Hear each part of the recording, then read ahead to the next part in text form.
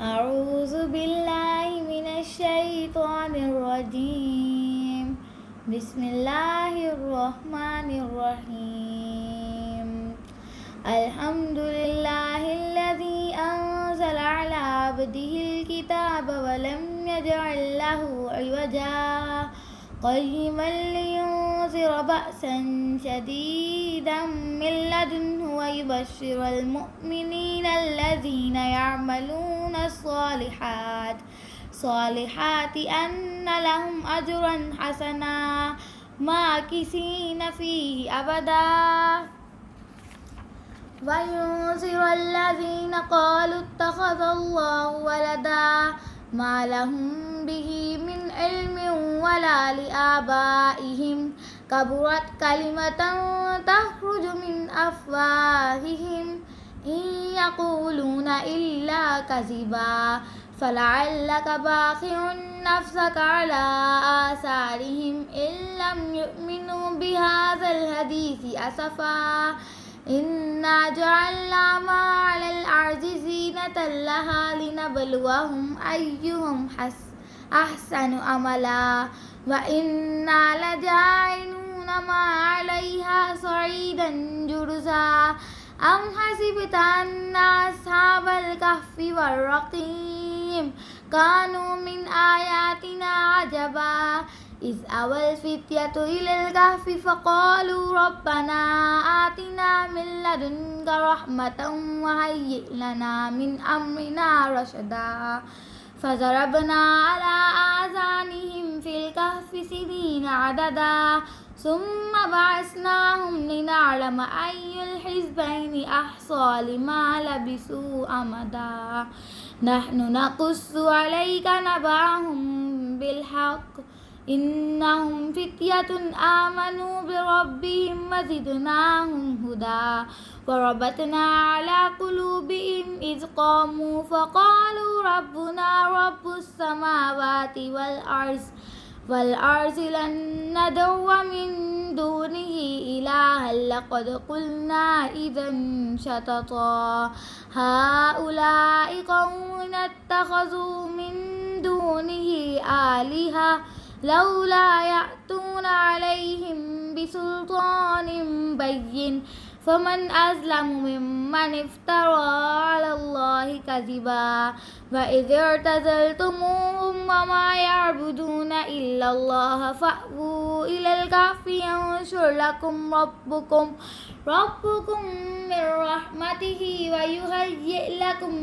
من أمركم مرفقا وترى الشمس إذا طلعت تزاور عن كهفهم ذات اليمين وإذا غربت تقرضهم ذات الشمال وهم في فجوة من ذلك من آيات الله من يهد الله فهو المهتد ومن يضلل فلن تجد له وليا مرشدا فتحسبهم أيقاظا وهم رقود ونقلبهم ذات اليمين وذات الشمال وكلبهم باسط ذراعيه بالوسيد لو اطلعت عليهم لوليت منهم فرارا ولملئت منهم رعبا وكذلك بعثناهم ليتساءلوا بينهم قال قائل منهم كم لبثتم قالوا لبثنا يوما أو بعض يوم قالوا ربكم أعلم بما لبثتم فابعثوا أحدكم بورقكم هذه إلى المدينة فلينظر أيها أزكى طعاما فليأتكم برزق منه وليتلطف ولا يشعرن بكم أحدا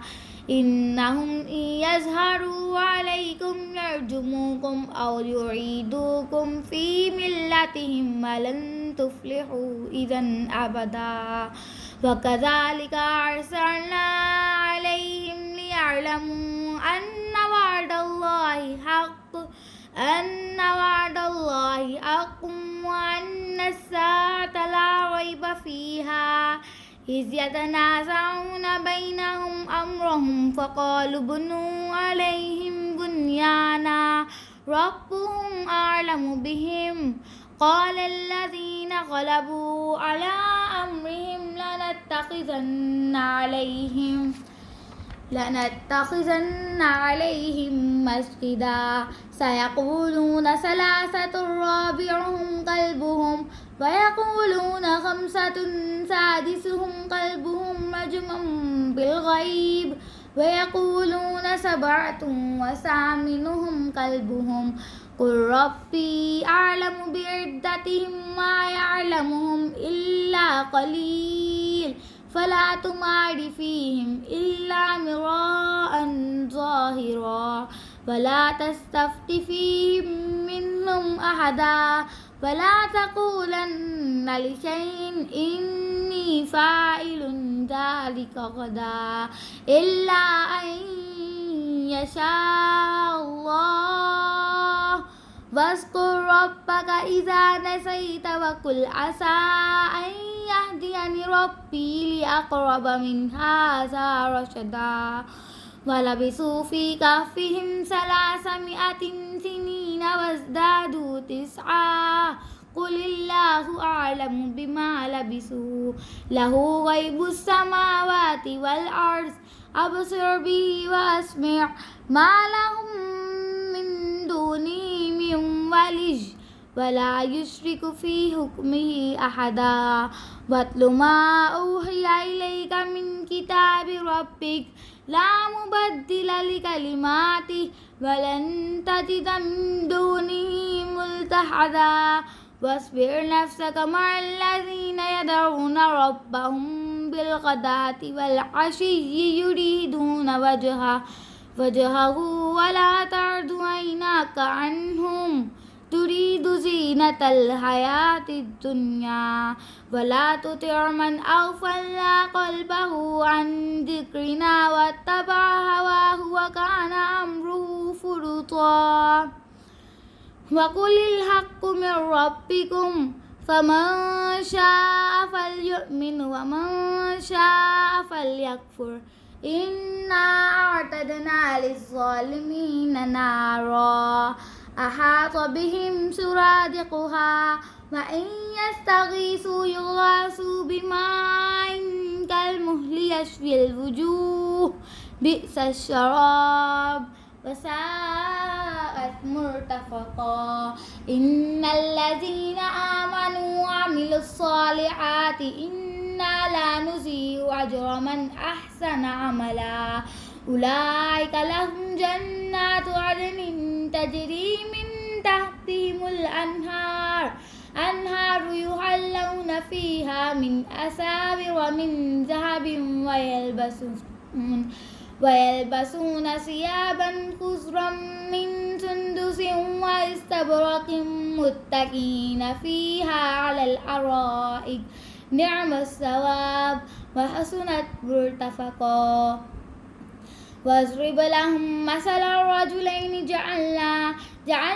لأحدهما جنتين من أعناب وحففناهما بنخل وجعلنا بينهما زرعا كلتا الجنتين آتت أكلها ولم تظلم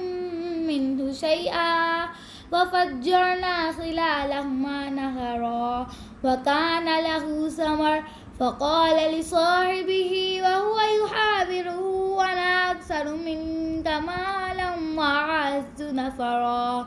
ودخل جنته وهو ظالم لنفسه قال ما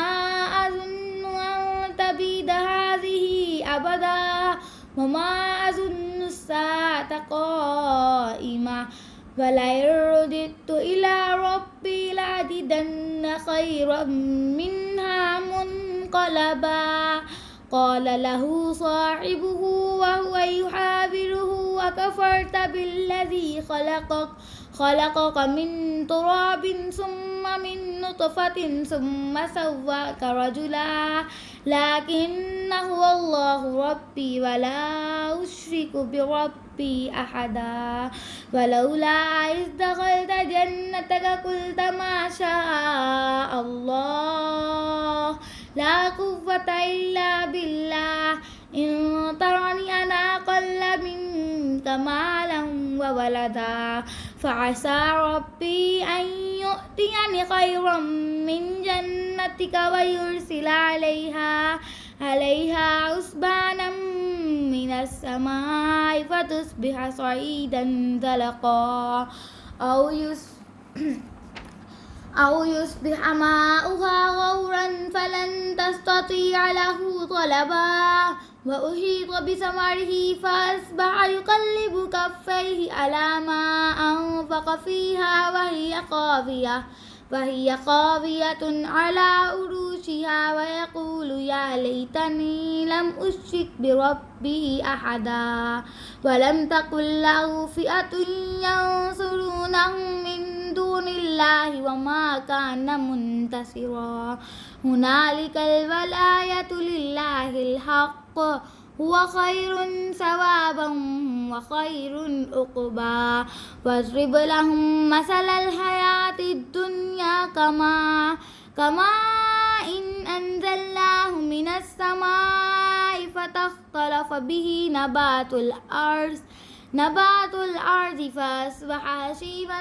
تذروه الرياح وكان الله على كل شيء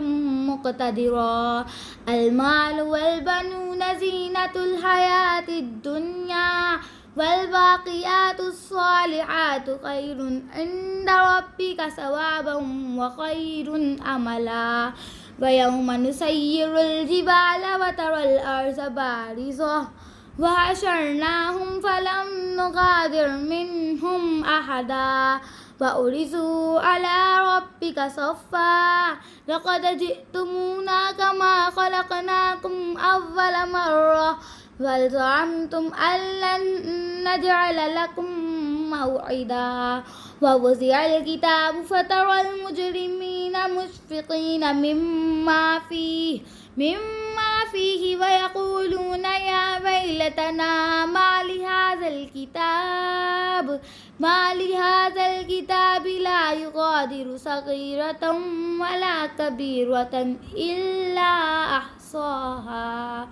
ووجدوا ما عملوا حاضرا ولا يظلم ربك أحدا وإذ قلنا للملائكة اسجدوا لآدم فسجدوا إلا إبليس كان من الجن ففسق عن أمر ربه أفتتخذونه وذريته أولياء من دوني وهم لكم عدو بئس للظالمين بدلا ما أشهدتهم خلق السماوات والأرض ولا خلق أنفسهم وما كنت متخذ المضلين عضدا ويوم يقول نادوا شركائي الذين زعمتم فدعوهم فلم يستجيبوا لهم وجعلنا بينهم موبقا ورأى المجرمون النار فظنوا أنهم مواقعوها ولم يجدوا عنها مصرفا ولقد صرفنا في هذا القرآن للناس من كل مثل وكان الإنسان أكثر شيء جدلا وما منع الناس أن يؤمنوا إذ جاءهم الهدى ويستغفروا ربهم إلا أن تأتيهم سنة الأولين أو يأتيهم العذاب قبلا وما نرسل المرسلين إلا مبشرين ومنذرين ويجادل الذين كفروا بالباطل ليدحزوا به الحق واتخذوا آياتي وما أنذروا هزوا ومن أظلم ممن ذكر بآيات ربه فأعرض عنها ونسي ما قدمت يداه إنا جعلنا على قلوبهم أكنة أن يفقهوا وفي آذانهم وقرا فإن تدعوهم إلى الهدى فلن يهتدوا إذا أبدا وربك الغفور ذو الرحمة لو يؤاخذهم بما كسبوا لعجل لهم العذاب فلهم موعد لن يجدوا من دونه موئلا وتلك القرى أهلكناهم لما ظلموا وجعلنا لمهلكهم موعدا وإذ قال موسى لفتاه لا أبرح حتى أبلغ مجمع البحرين أو أمضي حقبا فلما بلغا مجمع بينهما نسيا حوتهما فاتخذ سبيله في البحر سربا فلما جاوزا قال لفتاه آتنا غداءنا لقد لقينا من سفرنا هذا نصبا قال أرأيت إذ أوينا إلى الصخرة فإني نسيت الحوت وما أنسانيه إلا الشيطان أن أذكره واتخذ سبيله في البحر عجبا قال ذلك ما كنا نبغ فارتدا على آثارهما قصصا فوجدا عبدا من عبادنا آتيناه رحمة من عندنا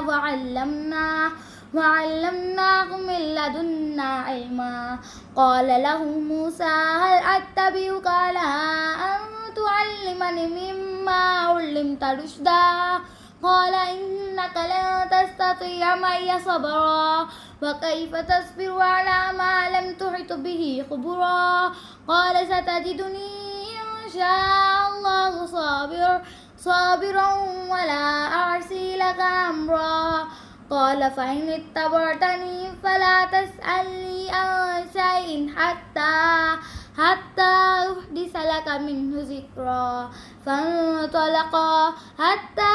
إذا ركبا في السفينة خرقها قال خرقتها لتغرق أهلها لقد جئت شيئا إمرا قال ألم أقل إنك لن تستطيع معي صبرا قال لا تؤاخذني بما نسيت ولا ترهقني من أمري عسرا فانطلقا حتى إذا لقيا غلاما فاقتلا قال أقتلت نفسا زكية بغير نفس لقد جئت شيئا نكرا قال ألم أقل لك إنك لن تستطيع معي صبرا قال إن سألتك عن شيء بعدها فلا تصاحبني قد بلغت من لدني عذرا فانطلقا حتى إذا أتيا أهل قرية استطعما أهلها فأبوا أن يضيفوهما فوجدا فيها جدارا يريد أن ينقض فأقام قال لو شئت لاتخذت عليه أجرا قال هذا فراق بيني وبينك سأنبئك بتأويل ما لم تستطع عليه صبرا أما السفينة فكانت لمساكين يعملون في البحر فأردت أن أعيبها وكان وراءهم ملك يأخذ كل سفينة غصبا وأما الغلام فكان أبواه مؤمنين فخشينا أن يرهقهما طغيانا وكفرا فأردنا أن يبدلهما ربهما خيرا منه زكاة وأقرب رحما وأما الجدار فكان لغلامين يتيمين في المدينة وكان تحته كنز لهما وكان أبوهما صالحا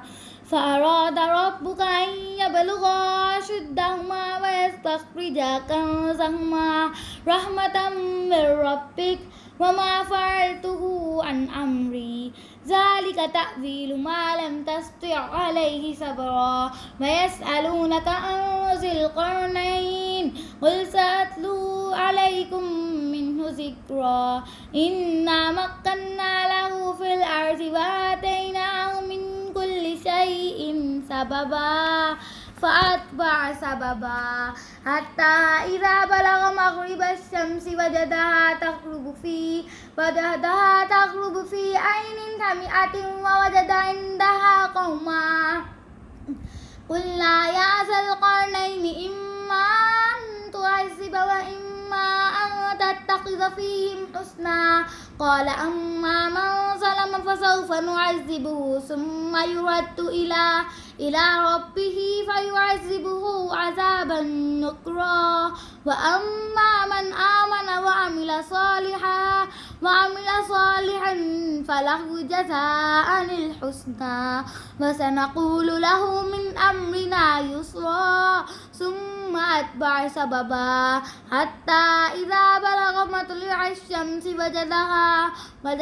تتلو على قوم لم نجعل لهم من دونها سترا كذلك وقد أحطنا بما لديه خبرا ثم أتبع سببا حتى إذا بلغ بين السدين وجد من دونهما قوما لا يكادون يفقهون قولا قالوا يا ذا القرنين إن يأجوج ومأجوج مفسدون في الأرض فهل نجعل لك خرجا ألا